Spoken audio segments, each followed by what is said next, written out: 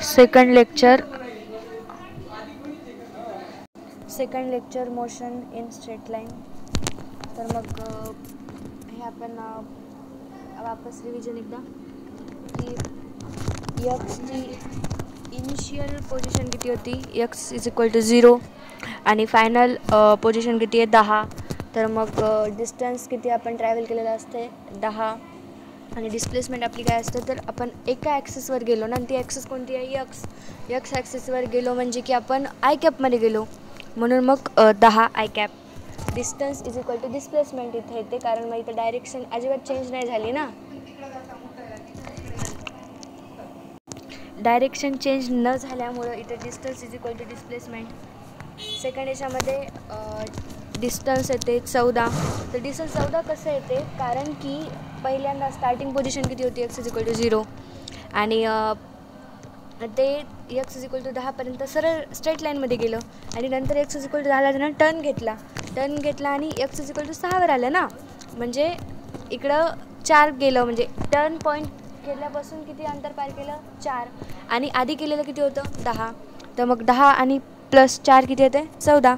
मग त्यानं डिस्टन्स किती ट्रॅव्हल केलं 14. आणि डिस्प्लेसमेंट काय असते, तर final position minus initial position. तर मग फायनल पोझिशन किती होती 6 आणि इनिशियल 0. तर मग 6 - 0 6 आय कॅप. मग याच्यामध्ये डिस्टन्स आपलं किती आलं होतं 14 आणि डिस्प्लेसमेंट कमी आहे ना, म्हणजे डिस्टन्स हे जास्त आहे डिस्प्लेसमेंटपेक्षा. थर्ड याच्यामध्ये डिस्टन्स आहे 20. त्यानं 10 ट्रॅव्हल केलं होतं स्ट्रेट लाईनमध्ये, नंतर टर्न झाला आणि नंतर पुन्हा 10 ट्रॅव्हल केलं.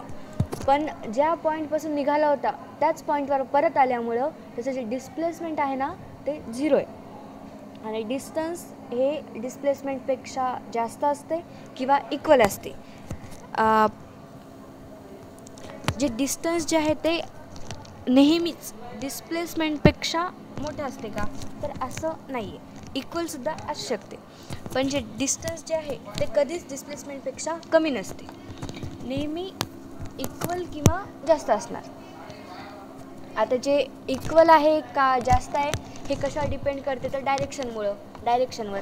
जर डायरेक्शन चेंज केली नाही तर जेवढा डिस्टन्स तेवढाच डिस्प्लेसमेंट, पण जर डायरेक्शन चेंज केली तर मग डिस्टन्स जास्त येणार आणि डिस्प्लेसमेंट कमी.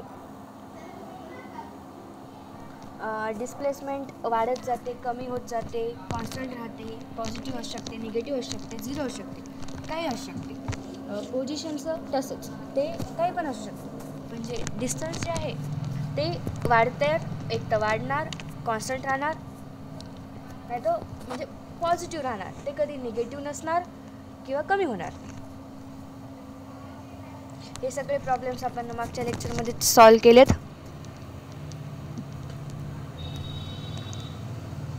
हे होमवर्क होता.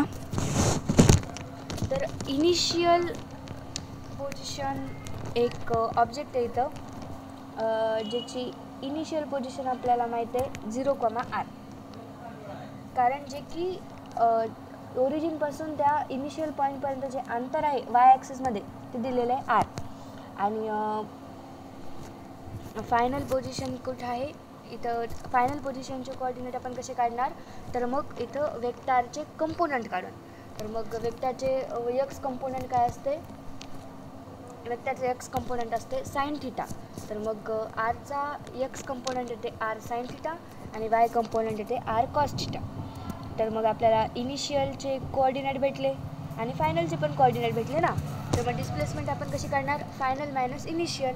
तर फायनल कोऑर्डिनेट किती होते आपले, फायनल कोऑर्डिनेट होते r sine theta I cap plus r cos theta minus r. तर हे कसं केलं, एक मिनिट मी तुम्हाला सांगते.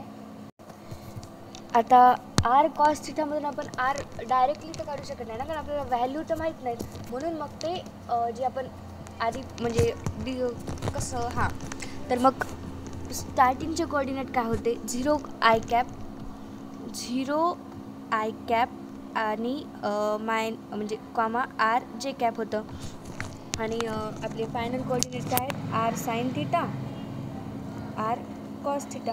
मग जेव्हा आर साइन थिटा जे आहे ते आय कॅप आहे, R cos theta J cap आहे, मग R sine theta I cap minus 0 I cap काढलं तर काय ते R sine theta I cap आणि R cos theta J cap minus R J cap याचं काय ते R cos theta minus R हे ब्रॅकेटमध्ये टाकून जे कॅप म्हणून मग त्यामुळे इथं आणि मग आता साईन थिटा आपल्याला थिटाची व्हॅल्यू आणि आपल्याला क्वेश्चनमध्ये दिलेलं आहे कॉस थिटा जे आहे ते 2/3 आहे. कॉस थिटा जेव्हा 2/3 असते तेव्हा साईन थिटा किती असते √5/3 म्हणून मग त्याची व्हॅल्यू टाकली आणि मग व्हॅल्यू टाकून व्हॅल्यू पुट करून sine theta cos theta sine थिटाची आणि आरची व्हॅल्यू तर आपल्याला माहीतच नव्हती. मग ते सगळं सॉल्व करून आपलं फायनल आन्सर किती आलं आर वर्गमुळात 5/3 आय कॅप मायनस r/3 जे कॅप. तर वापस याच गणिताला एक्सप्लेन केले.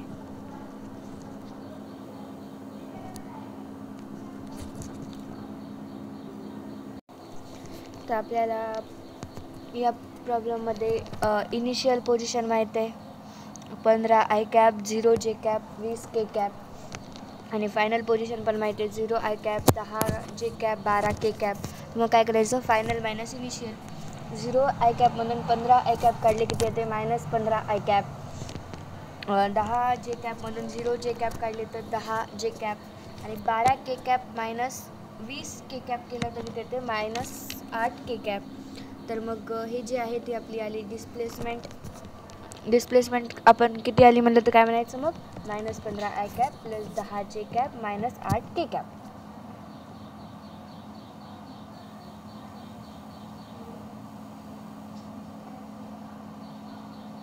हे होमवर्कसाठी प्रॉब्लेम दिला आहे.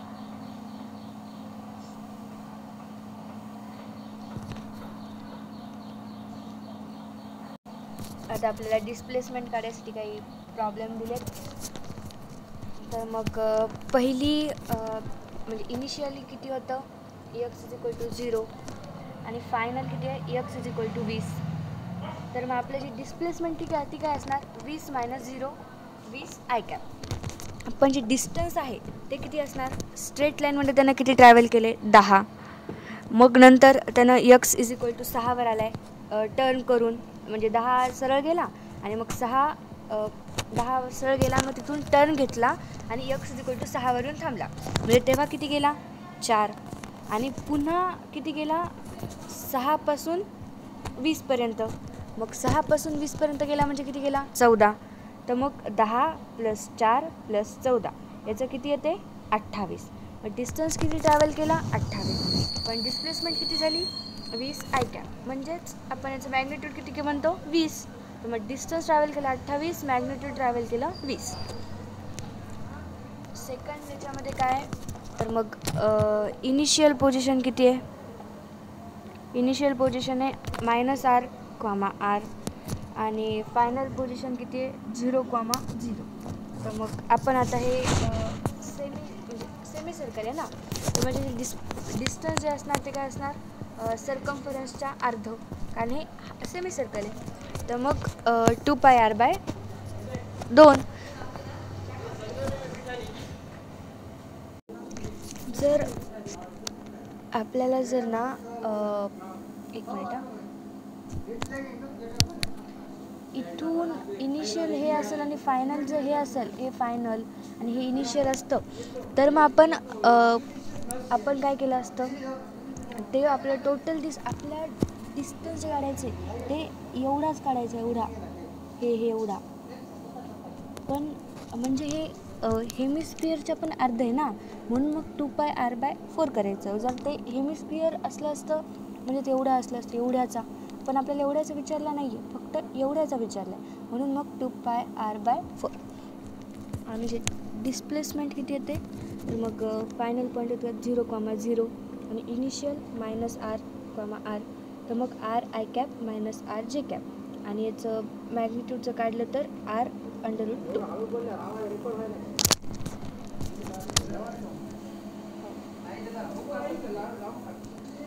बरं इनिशियल पॉईंट किती दिलेला आहे म्हणजे ड्रॉप व्हायला म्हणजे जे 0,5 आहे ते आपलं इनिशियल आहे आणि फायनल फायनल पॉईंट जे आहे ते आहे 15,0. तर मग 15 आय कॅप मायनस 5 जे कॅप.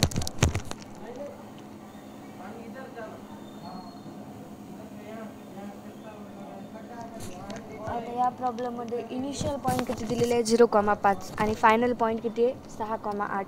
तर मग फायनल मायनस इनिशियल. 6 आय कॅपमधून 0 आय कॅप काढले, 6 आय कॅप. 8 जे कॅपमधून 5 के कॅप जर काढले, 8 जे कॅपमधून 5 जे कॅप काढले तर 3 जे कॅप.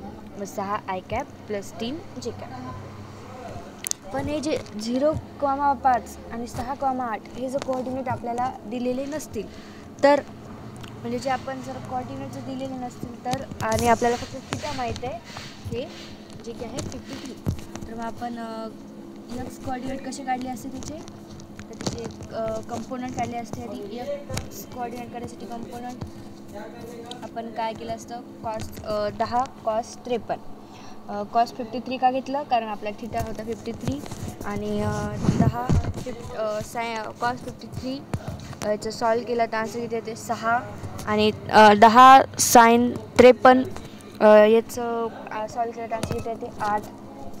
आणि मग तेव्हा आपल्याला याचे कोऑर्डिनेट भेटतात 6,8. आणि मग जर आपल्याला डायरेक्ट कोऑर्डिनेट दिलेले नसले, अँगल वगैरे दिलेला असला तर मग आपण कंपोनंट काढूनसुद्धा त्याचे काढू शकतो कोऑर्डिनेट. त्यानंतर आता दुसरा प्रॉब्लेम,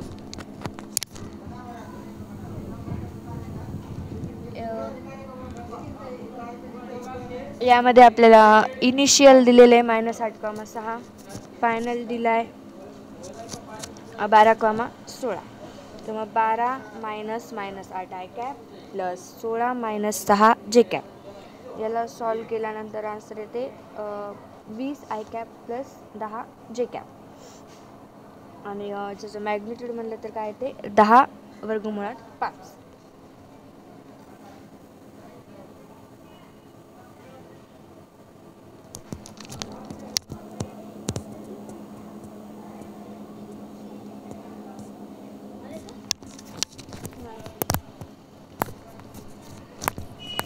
इनिशियल कोऑर्डिनेट किती आहेत 0,3 r आणि फायनली जिथं ते पडायले त्याचे कोऑर्डिनेट किती आहेत r.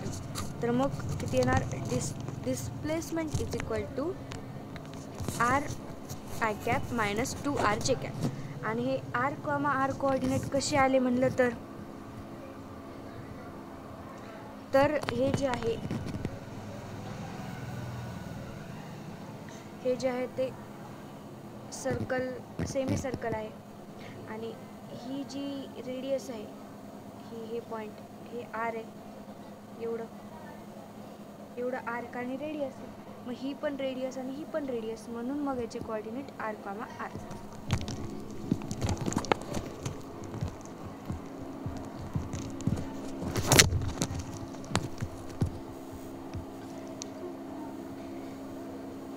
आता नवीन पॉईंट आहे ॲव्हरेज वेलॉसिटी. तर वेलॉसिटी इज इक्वल टू काय असते, डिस्प्लेसमेंट बाय टाईम. तर ॲव्हरेज वेलॉसिटीचा फॉर्म्युला काय येते, final minus initial by total time. आणि हे नेहमीच if particle is moving on x axis, average velocity काय असते तर final position minus initial position by total distance. आणि ॲव्हरेज स्पीड काय असते, total distance by total time. Average speed काय असते, total distance by total time. हे x final म्हणजे आणि एक्स इनिशियल